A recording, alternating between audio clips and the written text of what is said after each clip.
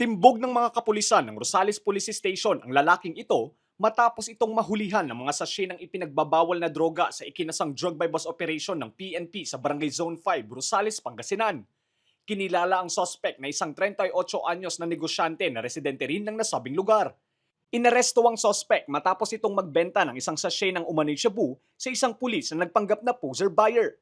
Nang kapkapan, 19 na piraso pang sachet na naglalaman ng hinihinalang shabu ang nakumpiska sa suspect na may kabuang timbang na higit 127 grams na may standard drug price na 868,564 pesos. Ayon sa pulisya, itinuturing na isang high-value individual ang suspect at masusi umanong minanmanan ng mga operatiba dahil sa mga illegal nitong aktibidad. Nahuli siya matapos niyang pagbentahan ng isang pakete ng hinihinalang shabu yung ating pusher buyer. And after that, nakumpiska natin sa kanyang possession yung 19 pa na pakete ng hinihinalang shabu. Last year pa na minamanmanan natin to hanggang sa mahuli po natin. Isa sa mga naging po natin, parang big fish, kumbaga, ngayong pagpasok ng taon. Patuloy ang sinasagawang investigasyon ng pulisya kung saan nanggagaling ang mga ibinebentang droga at kung sino-sino ang mga parokyano nito.